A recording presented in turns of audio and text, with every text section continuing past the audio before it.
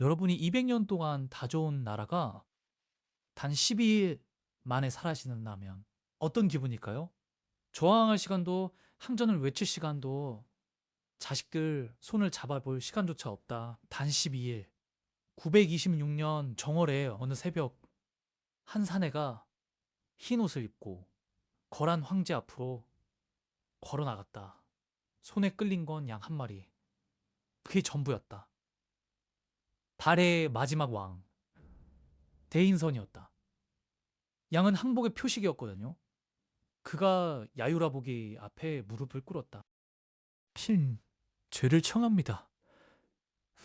그의 목소리는 떨렸지만 끌고 온 양은 더는 울지 않았다. 머리는 풀어 헤쳤고 옷에선 며칠을 닦지 못한 회색 먼지 냄새가 났더라. 그의 신하들도 줄지어 뒤따라 무릎을 꿇었거든요. 누구도 칼을 들지 않았고 누구도 도망치지 않았다. 그날 상경성에는 비명조차 없었다. 야유라보기조차 위화함을 감추지 못했거든. 이자가 정말 해동성국의 마지막 왕이란 말이냐?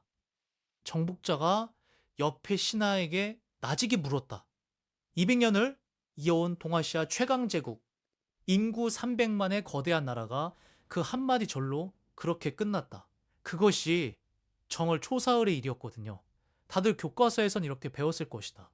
발해는 거란이 멸망시켰다. 근데 이상한 게 있거든요. 요사 태조 본기에 따르면 부여성 함락 3일, 상경성 함락 9일, 합쳐서 12일.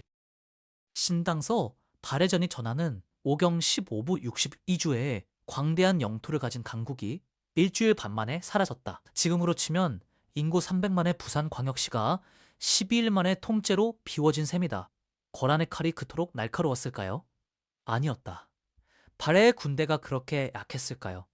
그것도 아니었다. 왕이 무능했을까요? 아니었다. 묘사태조 본기에는 이렇게 적혀 있거든요. 저항하는 자가 보이지 않았다. 즉, 거란이 도착했을 때 발해는 이미 비어 있었던 것이다. 같은 날 야유라보기가 텅 빈 상경성 정문을 통과했다. 그런데 정복자의 표정이 묘하게 굳어 있었거든요. 궁궐은 불타지 않았고 거리엔 시신도 드물었다. 발해 군대는 도대체 어디 있느냐는 황제의 물음에 거란 장수가 고개를 숙이며 보고했다. 폐하! 저항하는 자가 보이지 않습니다. 사람도 군대도 그저 회색 먼지뿐입니다. 100만이 살았다던 수도가 통째로 비어 있었거든요. 우물 옆엔 두레박이 그대로 매달려 있었다. 누가 한 모금 마시려다 그대로 두고 떠난 것처럼. 문 앞엔 신발 한 짝이 떨어져 있었지만 주인은 어디에도 보이지 않았다. 한골한 병사가 곡간을 열어보고는 큰 소리로 외쳤다. 폐하, 곡식이 그대로 쌓여 있습니다. 야유라버기가 신음하듯 중얼거렸다. 발해 사람들은 도대체 어디로 사라진 것이냐? 마치 떼지어 어디론가 도망친 것처럼, 그러나 도망친 흔적조차 없이. 발해 측 기록은 그 어디에도 남지 않았다. 누가 통째로 지운 것처럼. 근데 사실은요, 발해를 죽인 건 거란의 칼이 아니었을지도 모른다. 천년이 지난 지금 백두산 천지 아래의 거대한 화산재층에서, 그린란드 빙하에 박힌 황산염띠에서 일본 흥북사연대기의 한 승려가 떨리는 손으로 적은 한 줄에서 하늘에서 흰지가 내렸다. 여러분이라면 진짜 범인이 누구라고 보시나요? 1번 거란의 칼, 이번 백두산이 토해낸 회색의 죽음. 댓글로 남겨주세요. 내레이터, 우리는 발해가 거란에 의해 멸망했다고 배웠습니다. 정말 그게 전부일까요? 대인선, 고작 12일이라니. 해동성국이 어찌 이리 무너진단 말인가? 내레이터, 교과서가 가르쳐주지 않은 진짜 범인은 하늘에 있었습니다. 12일 만에 무너진 나라. 단순히 약했기 때문일까? 그렇다면 발해는 정말 그렇게 약한 나라였을까? 답은 정반대였거든요. 발해는 그 시절 동아시아 최강이었다. 이 점을 이해해야 12일이 얼마나 비정상적인 숫자였는지 가늠이 된다. 698년 가을, 만주 동무산의 험한 비탈, 한 사내가 만명 남짓의 유민을 이끌고 토성을 쌓고 있었다. 고구려가 멸망한 지 꼭 30해, 당의 군대도 닿지 않는 변방이었거든요. 그 사내가 바로 고왕 대조영이었다. 신당서 발해전이 글을 이렇게 적어두었다. 고구려 별종 본디 속말말갈 고구려의 핏줄이 고구려의 옛 땅을 되찾으러 일어선 것이다. 그가 동모산 정상에서 신하들에게 일렀다. 이 산이 우리의 시작이다. 고구려의 기상을 이어 새 나라를 세운다. 새벽 안개가 사너리를 감았고 발 아래 만주의 너른 평원이 회색빛 안개 너머로 펼쳐져 있었거든요. 그날 동모산엔 가을바람이 차게 불었다. 산에는 나라 이름을 지니라 붙였다. 동쪽에서 우레가 친다는 뜻, 훗날 바래라 불릴 그 나라의 첫 이름이었다. 만명에서 시작된 작은 산성이 200년 뒤 동아시아의 거인이 되리라곤 대조영 자신도 짐작 못했을 것이다. 바레는 빠르게 커졌다. 신당서 발해전에 따르면 발해의 통치 구조는 오경십오부 62주, 5개의 수도, 15개의 광역 행정구, 62개의 주를 가진 다층 제국이었거든요. 오경의 이름을 보면 그 위세가 더 분명해진다. 상경 용천부, 중경 현덕부, 동경 용원부, 남경 남해부, 서경 압록부. 5수도가 동서남북을 모두 누르고 있었거든요. 한반도 북부와 만주 일대를 아우르는 광대한 영토. 지금으로 치면 한반도 전체 면적의 두세 배에 달했다. 인구는 약 300만으로 추정된다. 같은 시기 당의 인구는 5천만, 일본은 600만 정도. 발해 300만은 변방의 작은 숫자가 아니었거든요. 지금으로 치면 부산광역시에 광주광역시를 더한 규모의 사람들이 동북아 한 나라에 살고 있었다는 뜻이다. 당이 발해를 부르던 별명이 있다. 해동성국, 바다 동쪽의 융성한 나라. 태권국 당이 변방의 한 나라를 이렇게 인정한 일은 흔치 않았거든요. 당의 한 사신이 발해의 수도 상경 용천부에 도착했을 때 그가 본 광경은 충격적이었다. 십자로 뻗은 대로 황성을 본뜬 궁궐, 거대한 외성과 내성과 내성, 그리고 그 안을 가득 채운 인파. 사신은 두루마리를 펴고 황급히 적었다. 폐하, 발해는 결코 변방 오랑캐가 아닙니다. 성곽의 규모는 장안에 못지않고 백성은 글을 읽고 예를 압니다. 신당서는 그 보고를 이렇게 옮겼다 풍속이 모두 화하여 글 읽고 예를 익힌다. 사신이 그날 밤 묵은 객사에서 발의 관리는 차를 내리며 당의 시를 줄줄 외웠다고 한다. 사신은 자기 귀를 의심했거든요. 그날 객사 바깥엔 가을비가 부슬부슬 내리고 있었다. 당의 사신은 자기 나라 수도 장안에서나 봤을 풍경을 상경 한복판에서 마주하고 있었던 것이다. 후세 사람들이 발해를 바다 동쪽의 융성한 나라라 부르게 된 것은 그 사신의 두루마리에서 비롯된 일이었다. 발해는 변방에 머무르지 않았다. 일본 측 사료 소길본기에는 발해 사신단이 무려 34차례 일본을 방문한 기록이 남아있거든요. 일본 천황은 발해 사신에게 종이품의 관의를 내려줬다. 지금으로 치면 외교 정상회담을 매년 거르지 않은 셈이다. 신라와는 때로 경쟁했지만 교역도 활발했고 당과는 정기적으로 사신을 주고받았다. 한 나라가 4개국 외교를 동시에 굴리던 시대였거든요. 심지어 발해 사신의 심은 실력은 일본 귀족들이 따라잡지 못할 정도였다고 전해진다. 거란은 어땠을까요? 920년대 초 거란은 이제 막 부족 연합에서 국가로 도약하는 중이었다. 야유라 보기가 황제로 즉위한 게 916년. 발해와 비교하면 인구, 영토, 행정체계 모두 한참 뒤져 있었거든요. 발해는 220년 동안 5황제, 15부, 62주를 다스려온 노련한 제국이었다. 발해의 정예 기병은 만주 평원을 누비며 키운 부대였거든요. 거란의 부족 기병들조차 발해의 변경에 함부로 발을 들이지 못했다. 그럼 나라가 이제 막 일어선 거란에 칼 앞에 무너진다. 그것도 단 12일 만에. 근데 이상한 게 있거든요. 북방의 요충지 부여성이 단 사흘에 떨어졌다. 수도 상경성은 아흘에 220년을 다져온 행정체계는 단 한 번의 군령으로 그렇게 무너지지 않는 법이거든요. 군대는 어디 있었을까요? 백성 300만은 어디로 갔을까요? 거대한 제국이 칼 한 자루에 12일 만에 사라질 수는 없다. 군대도, 국간도 행정체계도 멀쩡했어야 마땅한 그 나라가 12일 만에 비어있던 까닭은 도대체 무엇일까요? 그렇다면 무엇이 거란의 칼이 닿기 전에 발해를 안에서부터 갉아먹고 있었던 것일까? 고왕 대조영, 우리는 고구려의 후화이다. 이 땅 위에 새로운 나라를 세우리라. 당나라 사신 바다 동쪽 가장 번성한 나라 해동성국이라 부를 만하옵니다. 내래터 인구 300만 오경 15부 그리고 당과 어깨를 견주던 외교력 명거인이 단 열이틀에 무너진다는 게 가능합니까? 발해 관료 우리 기병은 거란의 2배요 성벽은 1000년을 버티게 쌓았습니다. 여러분이 한 나라의 황제라 상상해봐요. 200년을 이어온 강국을 정복하러 갔는데 도착해보니 맞서 싸울 적이 단 한 명도 없다면 어떨까요? 거란의 야유라 보기가 정확히 그 처지에 놓였거든요. 요사태조 본기에는 거란의 발해 침공이 날짜별로 적혀있다. 최일정은 925년 윤 12월 21일, 부여성에 도착한 게 윤 12월 29일, 그리고 부여성 함락이 정월 초이틀이었거든요. 단 사흘, 부여성은 발해의 서쪽 관문, 거란을 막아야 할 1차 방어선이다. 신당서 발해전에 따르면 발해는 5뚝과 15부, 62주를 거느린 거대한 나라였다. 그 첫 빗장이 사흘 만에 부서졌다는 말이었다. 야유라보기는 한숨도 쉬지 않고 동쪽으로 진군했거든요. 천리리 길이었다. 본래라면 보름은 걸려야 할 거리. 그런데 그는 닷새 만에 가로질렀다. 정월 초사흘 마침내 발해의 수도 상경용천부 앞에 섰다. 도성의 둘레가 40리, 200년을 다듬어온 거대한 성벽이었다. 함락은 단 아흘에, 부여성 사흘, 상경성 아흘에 합하면 12일이거든요.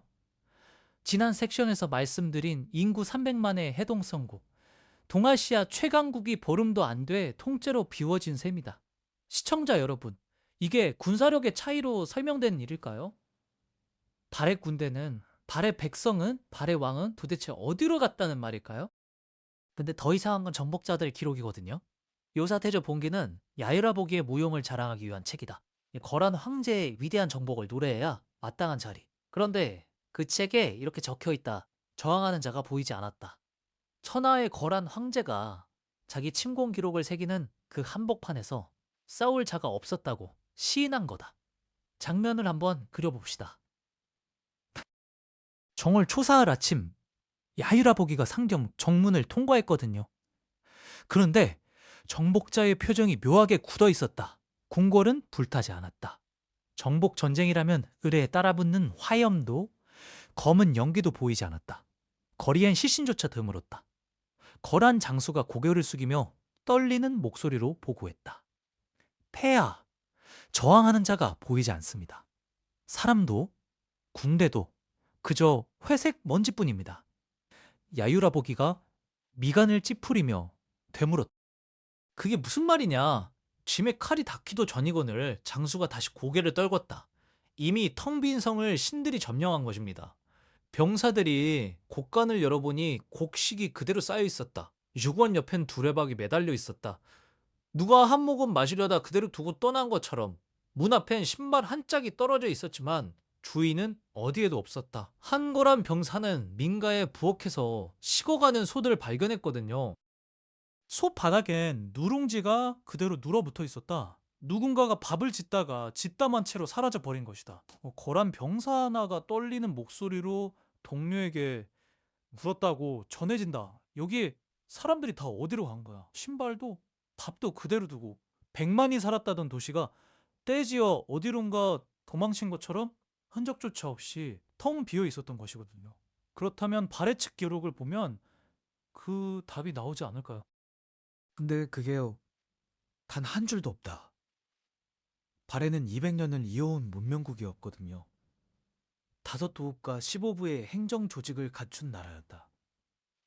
당연히 자기 역사를 적어 두었을 것이다. 그런데 멸망의 순간을 기록한 발해 측 사료는 통째로 사라졌다. 누가 일부러 지워버린 것처럼 여기서 진짜 모순이 떠오른다. 발해의 유민들은 결코 약하지 않았거든요. 그들은 멸망 직후 정한국이라는 부흥 왕조를 세웠다. 정한국 다음엔 흥요국, 그 다음엔 후발해, 그 뒤엔 대발해국이 일어섰다. 무려 200년 동안 끊이지 않은 저항이었다. 훗날 정한국을 세운 한 발의 유민 지도자는 이렇게 외쳤다고 전해진다. 우리는 2번 죽었습니다. 한 번은 하늘이 우리를 죽였고, 한 번은 고란이 그 시신을 짓밟았습니다. 발해의 이름이 단 한 글자라도 더 남아있는 한 우리는 다시 일어설 것입니다. 200년을 싸운 사람들이 정작 멸망의 그날엔 칼 한 번 들지 않았다는 게 말이 안 되거든요. 부흥의 의지가 그토록 뜨거웠다면 왜 926년 정월 초사흘에는 한 사람도 성벽에 오르지 않았을까요? 답은 단 하나다. 오를 사람이 이미 없었던 거다. 뭔가가 거란보다 먼저 발해를 죽인 거다. 고란의 칼은 이미 식어버린 시신에 꽂힌 2번째 칼이었던 것이거든요. 그렇다면 그 첫 번째 칼은 도대체 어디서 날아온 것일까요? 질문에 답하기 전에 한 가지 장면을 더 그려봅시다. 거란 병사들이 며칠을 더 도성을 뒤졌거든요. 그런데 찾아낸 것이라곤 이상한 정황뿐이었다. 한 관청에 들어선 병사는 책상 위에 펼쳐진 장계를 보았다. 먹은 아직 마르지 않았고 붓은 그 옆에 가지런히 놓여 있었다. 마치 누군가 한 글자를 적다 말고 일어선 것처럼 또 다른 민가에선 길쌈하던 배틀에 실이 그대로 걸려 있었다. 마구간엔 말이 한 마리도 없었거든요. 곡간엔 곡식이 가득한데 마구간만 텅 비었다는 게 이게 도대체 무슨 조합이었더라. 야유라보기가 진영에서 신하들을 모았다. 발해는 우리에게 정복당한 것이 아니다. 누군가에게 이미 빼앗긴 도성을 짐이 뒤늦게 주워든 것뿐이다. 한 노련한 장수가 조심스레 입을 열었거든요. 폐하, 발해 사람들이 모두 북으로 도망쳤다는 소문이 있사옵니다. 야유라보기가 고개를 저었다. 아니다. 도망친 자라면 곡식을 짊어졌을 터, 가축을 끌었을 터. 그러나 곡간은 가득하고 마구간만 비어있다. 이들은 도망친 게 아니라 사라진 것이다. 묘사에 따르면 그는 정복지를 동당국이라 이름 짓고 큰아들 야율배에게 맡겼다. 그러나 야율배 역시 그 텅 빈 도성에서 무엇을 다스려야 할지 알지 못했거든요. 동당국은 결국 서쪽으로 자리를 옮겼고 발해의 옛 소도는 그대로 폐허로 남았다. 점령자가 정복한 땅을 스스로 버리고 떠난 사례, 동아시아 역사에 그런 일이 또 없었거든요. 훗날 발해, 유민의 후손은 이렇게 노래했다고 전해진다. 선조의 도성은 한 줌의 잿빛 먼지로 변했고 우리는 그 먼지를 손에 쥔 채 남쪽으로 또 동쪽으로 흩어졌습니다. 잿빛 먼지, 거란 장수가 보고한 그 회색 먼지와 정확히 같은 색이거든요. 두 기록이 서로 다른 자리에서 다른 입으로 같은 색의 그림자를 떠올렸던 것이었더라. 그렇다면 이 회색은 도대체 어디서 흘러든 것일까요? 거란 장수, 폐하, 성문이 열려 있습니다. 사람이 거의 보이지 않습니다. 야유라복이 전쟁이 아니라 무덤을 점령한 것 같구나. 이상하다. 너무 이상해. 내레이터, 거란조차 당황한 침공이었습니다. 발해는 싸우지 않은 게 아니라 싸울 사람이 남아있지 않았던 겁니다. 발해 부흥군 지도자. 그날 우리 백성들은 이미 하늘에 의해 죽어 있었다. 거란은 시신 위를 걸었을 뿐이다. 천년이 흐른 지금 백두산 천지의 한 무리의 학자들이 오른다. 손에는 가스 측정기와 광물 채집통이 들려 있었다. 한 화산학자가 칼데라 가장자리에 서서 호수를 가리켰다. 여러분, 발 아래 이 푸른 호수가 분화구입니다. 천지의 너비는 사방 10부리에 달했고 깊이는 사람이 가늠할 수조차 없을 정도였다. 학자가 등 뒤를 돌아보며 입을 연다. 이곳에서 한때 토해낸 잿돌의 양이 어마어마했습니다. 베수비오 화산 분화의 100배에 달했죠. 일행한 사람이 입을 다물지 못한 채 묻는다. 베수비오라면 폼페이를 묻은 그 산 말입니까? 학자가 천천히 고개를 끄덕였다. 그렇습니다. 베수비오 한 번이 한 도시를 통째로 부뒀지요. 우리 백두산은 그 100배였던 겁니다. 지구상에서 지난 2000년 동안 일어난 분화 중 인류사 최대급이었습니다. 그의 음성이 묘하게 떨려 나왔다. 등 뒤로 부는 천지의 바람은 차가웠고 호수 표면은 푸르다 못해 검었다. 학자가 발끝에 화산암 한 조각을 집어 들어 보였다. 이 검은 돌 하나가 1000년 전 하늘로 솟구쳤다가 발의 땅 어딘가에 떨어져 사람과 마을을 깔아뭉갰을 겁니다. 일행은 그저 말이 없었다. 그 분화의 한가운데가 발의 강력 한복판이었습니다. 누군가가 작게 신음했다. 사방 백리에 사람이 살던 시대. 그 한가운데서 산 하나가 잿덩이로 변해 통째로 터져나갔다는 뜻이다. 폭음만으로도 1000리 방마을의 기왓장이 들썩였을 것이거든요. 증거는 한반도 안에만 머물러 있지 않았다. 두 번째 증거는 지구 반대편에 있거든요. 그린란드와 남극 그 두 극지방의 빙하 깊숙이 박힌 얼음 기둥을 잘라보면 띠 하나가 또렷하게 모습을 드러냈다. 분화 때 대기로 솟구친 황산이 비가 되어 지구 반바퀴 넘어 극지방의 눈 위에 떨어져 그 위에 또 눈이 쌓이고 또 쌓이며 단단한 얼음 한 켜가 된 흔적이거든요. 학자들이 그 띠의 연대를 측정해 보니 정확히 946년 무렵을 가리켰다. 백두산 한 곳에서 터진 폭발이 사람의 발자국 하나 닿지 않은 극지방의 얼음에까지 제 이름을 새겨놓은 것이다. 그 한 줄에 황산 연빛는 사람이 만든 사료가 아니다. 누가 지우려 해도 지울 수 없고 누가 고쳐 쓰려 해도 고쳐 쓸 수 없거든요. 거짓말이 끼어들 자리가 없는 단 하나의 증거였던 것이다. 세 번째 증거는 사람의 손끝에서 나왔다. 같은 무렵 동해 너머 일본 나라 흥복사의 한 노승려가 일지를 펴들었거든요. 손이 가늘게 떨렸다. 며칠 전부터 하늘의 빛깔이 이상했다. 해가 뜨는데 사방이 회색빛이었거든요. 새소리도 끊겼고 절마당에 매화도 잎을 닫아버렸다. 음야증로 추배워 제 승려가 마당에 떨어지 시는 가루를 손가락으로 찍어 코끝에 가져다 댔다. 흙도 아니고 모래도 아니다. 살짝 비릿하고 매캐한 냄새. 코끝이 화끈거리고 목구멍 안쪽이 따끔했거든요. 승려는 한참을 망설이다가 붓을 들었다.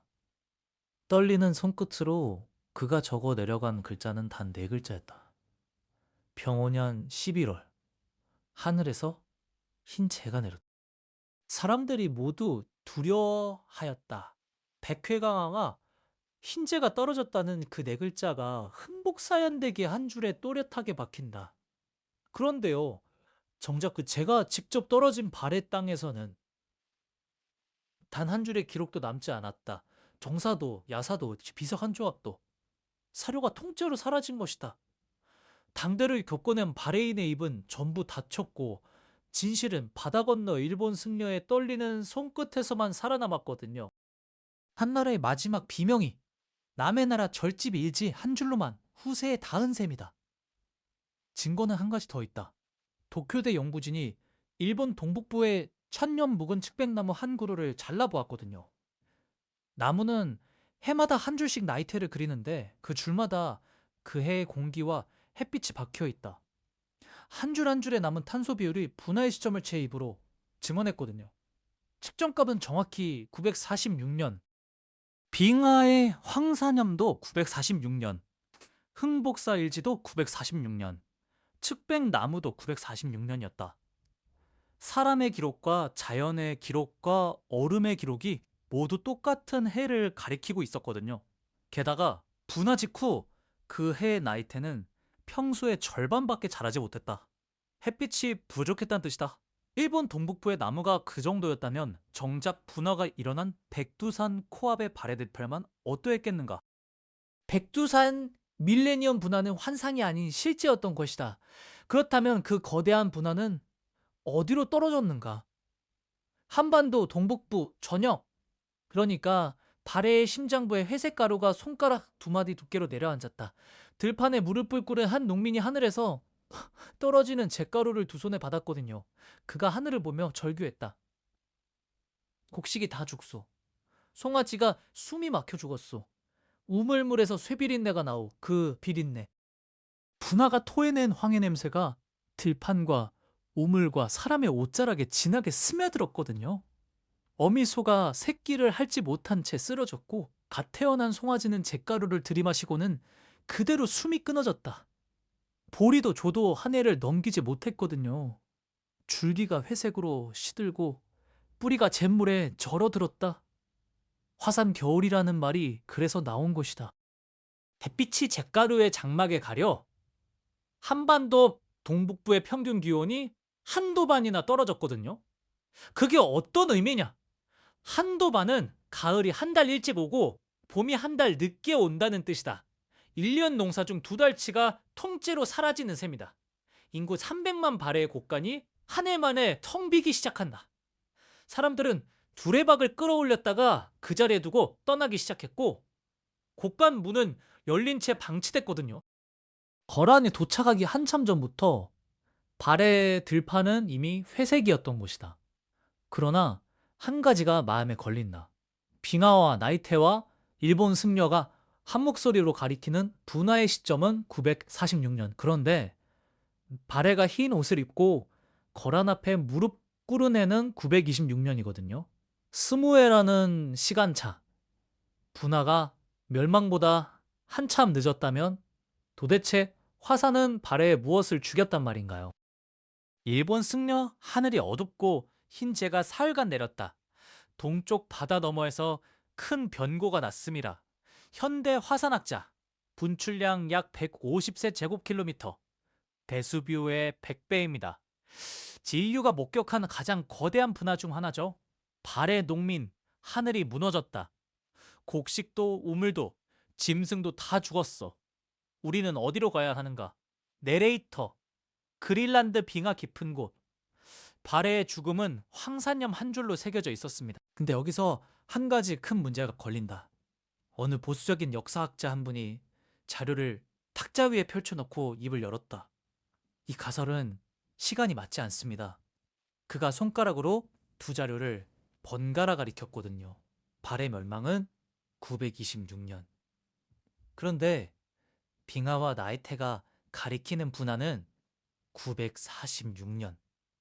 자그마치 20의 차이입니다. 그의 음성이 단호하게 떨어졌다. 발해가 망하고 한참 지난 뒤에 일어난 분화가 어떻게 발해 멸망의 원인이 될 수 있겠습니까? 죽은 사람을 다시 죽일 수는 없는 일이죠. 자리에 모인 청중이 고개를 끄덕였거든요. 학자가 한마디 더 보탰다. 역사는 시간 순서를 어기지 않습니다. 결과가 원인보다 앞설 수는 없는 겁니다. 책상을 두드리는 그의 손가락이 천천히 멈췄다. 일리가 있는 지적이었거든요. 가설 한 채가 송두리째 무너질 위기에 놓였다. 시청자도 한 박자 멈칫할 수밖에 없는 대목이었던 것이다. 그런데요, 최근 화산학자들이 놀라운 사실을 밝혀냈다. 백두산은 한 번만 터진 게 아니거든요. 9세기에서 10세기 사이 백두산 주변 지층에서 발견된 화산 지층은 단 한 줄이 아니었다. 두 줄, 어떤 곳은 세 줄. 한 화산학자가 카메라 앞에서 지층 사진을 펼쳐 보였거든요. 이 위쪽 줄이 946년에 본격 분화입니다. 그런데 그 아래쪽에 또 하나의 얇은 재층이 있습니다. 시기는 920년대. 그가 손끝으로 사진을 두드렸다. 본 분화 직전에 일어난 전조 분화의 흔적입니다. 즉 946년 한방이다가 아니었던 것이다. 그 한참 전 발해 멸망 즈음에 이미 작은 분화가 한 차례 일어났거든요. 본 분화의 예고편 같은 셈이다. 920년대 전조 분화. 바로 이걸로 20의 시간차 문제가 깨끗하게 풀려버렸던 것이다. 발해는 946년 본 분화가 아니라 그보다 한참 앞서 일어난 전조 분화의 잿가루를 먼저 뒤집었었던 것이다. 두 번째 반론이 또 들어왔다. 거란 사료. 그러니까 요사에는 화산 분화 이야기가 단 한 줄도 없습니다. 거란이 직접 발해를 친 당사자인데 어째서 화산 얘기를 한 줄도 안 적었겠습니까? 또 하나의 큰 의문이거든요. 발해를 점령한 거라니. 그 일대에서 화산을 봤다면 정복의 영광을 적은 그 두꺼운 요사에 한 줄이라도 적지 않았을까? 근데 거란 입장에서 다시 생각해보자. 제국이 새로 다른 나라를 멸하고 그 자리에 깃발을 꽂았다. 그런데 그 나라가 사실은 화산 때문에 이미 반쯤 죽어 있었다고 적으면 어떻게 되거든요? 정복의 명분이 흐려진. 우리가 정벌한 것이 아니라 빈집을 주운 것이다. 이건 황제의 야유라 보기에게 결코 좋은 기록이 아니었다. 정사를 기록하는 자는 늘 권력의 입맛에 맞춰 펜을 든다. 거란의 사관도 예외가 아니었거든요. 그래서 거란은 화산에 대해 끝내 침묵했다. 침묵 그 자체가 또 하나의 증언인 셈이다. 한쪽 사료만 들여다보면 절대 진실에 닿을 수 없는 것이다. 세 번째 반론도 있다. 백두산이 그렇게 거대하게 터졌다면 신라도 거란 본토도 함께 망했어야 하지 않습니까? 왜 발해만 망했을까요? 일리 있는 질문이거든요. 답은 바람에 있었다. 백두산의 화산재는 분화 당시 동남쪽으로 부는 계절풍을 타고 발해크의 핵심 영토와 일본 동북부로 집중적으로 날아갔다. 한반도 동북부의 손가락 두 마디 두께로 쌓인 바로 그 회색 가루다. 신라 본토가 있는 한반도 남부와 거란 본토가 있는 서북 쪽으로는 그 바람이 거의 불지 않았거든요. 같은 분화와 다른 운명. 백두산 동남쪽에 자리 잡은 발해는 직격탄을 맞았고 서북 쪽의 거란은 거의 멀쩡했던 것이다. 풍향 하나가 한 나라의 명운을 갈랐다. 그날 바람이 반대로만 불었더라면 망한 건 거란이었을지도 모를 일이다. 920년대 어느 가을, 발해의 한 마을. 한농민이 작은 봉분 앞에 무릎을 꿇고 있었거든요. 봉분은 어른 한 발자국이 채 안 되는 크기였다. 그 안에 그의 어린 자식이 누워 있었다. 잿가루를 뒤집어 쓴 보리밭에서 한 알도 거두지 못한 가을이었거든요. 곡식 곡간은 텅 비었고 어미 소는 새끼와 함께 굶어 죽었다. 농민은 흙 묻은 두 손으로 봉분을 매만졌다. 손바닥에 회색 흙이 묻어나왔거든요. 아가, 미안하다. 아비가 한 끼를 못 채워주어서 미안하다. 그의 목소리가 갈라졌다. 땅이 죽었구나. 하늘도 죽었구나. 그가 봉분 옆에 작은 돌 하나를 세웠다. 비석 대신이었다. 옷자락에서는 여전히 비릿한 황의 냄새가 났거든요. 농민이 자리에서 일어났다. 마을을 한번 돌아본 그의 눈에 다른 봉분 수십 개가 들어왔다. 마을 사람들 절반이 그 가을에 자식을 묻었던 것이다. 다른 절반은 아예 마을을 떠나 어디론가 사라졌다. 이런 마을이 발해 동북부 곳곳에 쌓이고 있었거든요. 거란이 도착하기 한참 전부터 발해의 인구는 이미 무너지고 있었던 셈이다. 결국 발해는 두 번 죽었다. 한 번은 920년대 전조 분화로, 또 한 번은 926년 거란의 칼로.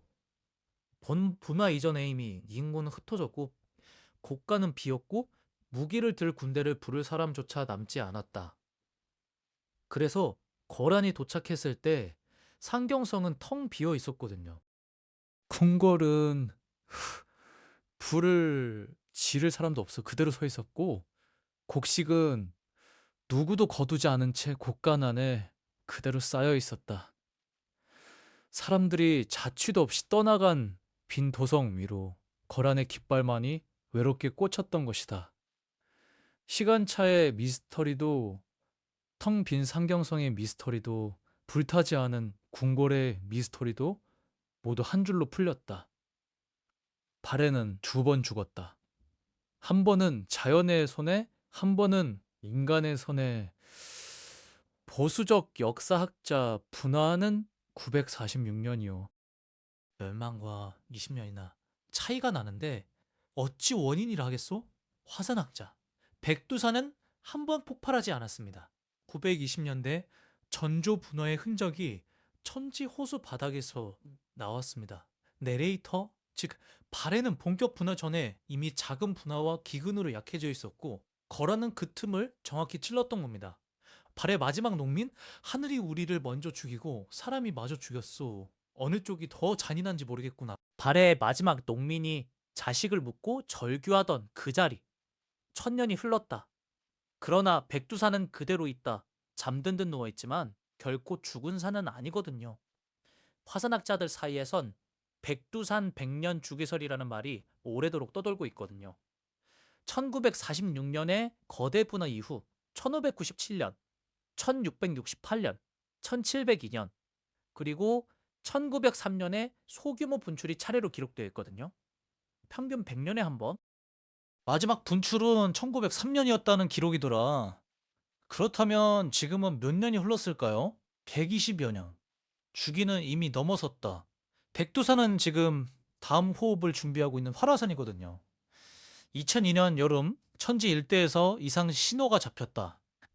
한국지질자원연구원과 중국지진국이 공동으로 정리한 관측 보고를 보면은 그해부터 2005년까지 약 4년 동안 미세 지진이 100차례 넘게 이어졌거든요. 4년 사이 100. 이건 효화산의 숫자가 아닙니다. 한 연구원이 보고서 첫 장에 그렇게 적었더라. 온천수 온도는 손바닥을 오래 댈 수 없을 만큼 뜨거워졌고 호수면은 산병 가까이 솟아올랐거든요. 산자락의 나무들이 한꺼번에 말라 죽어갔다. 뿌리까지 침투한 화산가스가 남긴 흔적이었더라.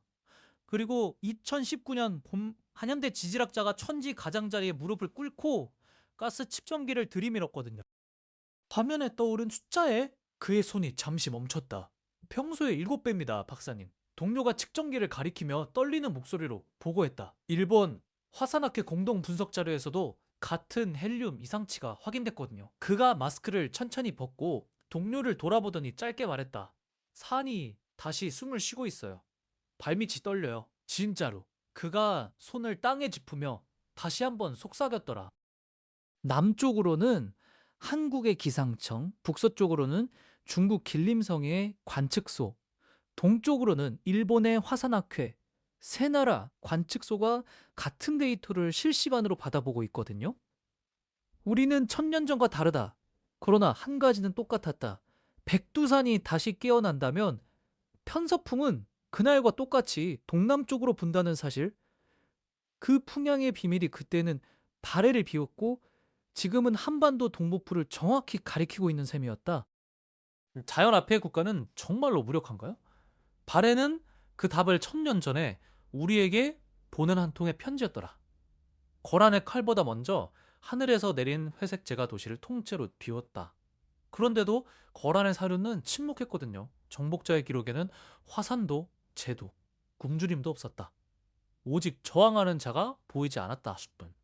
한쪽 서류만 믿었다면 우리는 영원히 발해는 약했다고만 적었을 것이다. 거란이 침묵한 그 자리에 일본 흥복사 한승려의 떨리는 붓글씨 진실을 대신 남겼더라. 한 사람의 입만 듣지 말 것. 그것이 발해가 1000년에 걸쳐 우리에게 가르치는 첫 번째 교훈이거든요. 그리고 더 무서운 사실. 발해는 자기 손으로 자기를 기록하지 못한 채 사라진 나라였다. 지금 우리의 클라우드, 우리의 디지털 사진, 우리의 통신 기록. 화산재 한 번이면 전력망이 끊기고 데이터 센터가 회색 먼지에 묻힌다. 위성도 통신도 막힌다. 한 년 뒤 누군가가 우리 시대를 발굴할 때 21세기 한국도 발해처럼 왜 사라졌는지 알 수 없는 나라가 되어 있을지 모르거든요. 러시아 연해주, 우스리스크 외곽의 작은 농촌. 이른을 넘긴 노인 한 명이 옥수수밭 끝에 앉아있다 늦은 오후 흙먼지가 그의 낡은 장화 위로 가볍게 내려앉았거든요. 곁에는 어린 손녀가 무릎을 끌어안고 노인을 올려다보고 있었다. 그가 천천히 입을 열어 옛 이야기를 들려준다. 우리 할아버지의 할아버지의 할아버지는 동쪽의 큰 나라가 망했을 때 이 땅으로 도망 오셨다고 하셨다. 그 큰 나라의 이름은 노인조차 정확히 알지 못한다. 그러나 한 가지 장면만은 가문 전체의 기억으로 살아남았거든요. 하늘에서 흰 재가 내렸다는 거야. 한 사람이 사람의 얼굴을 알아보지 못할 만큼 그날 하늘이 회색이었다고 모두가 그렇게 말한단다. 노인이 손녀의 머리를 쓰다듬으며 천천히 덧붙였다. 같은 핏줄이 한국에도, 중국 동북부에도, 러시아 연해주에도 흩어져 살아가고 있다. 그들 모두가 한 가지 기억을 공유한다. 회색의 재가 모든 것을 덮었던 그날의 하늘. 발에는 기록으로는 사라졌지만 사람으로는 살아남았던 거였다.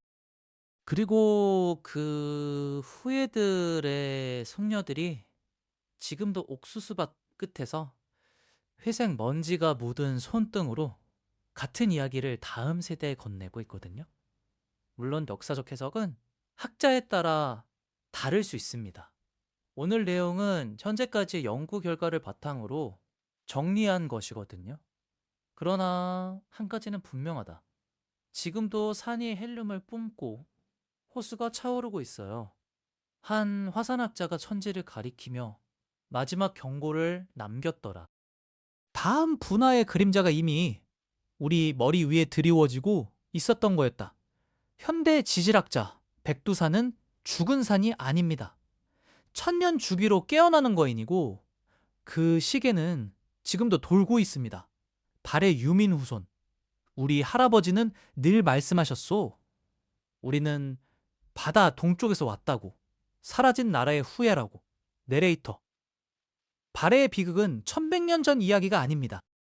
같은 산 아래 살고 있는 우리 모두의 미래에 관한 질문입니다. 발해는 자기 손으로 자기 이야기를 남기지 못한 채 사라진 나라거든요.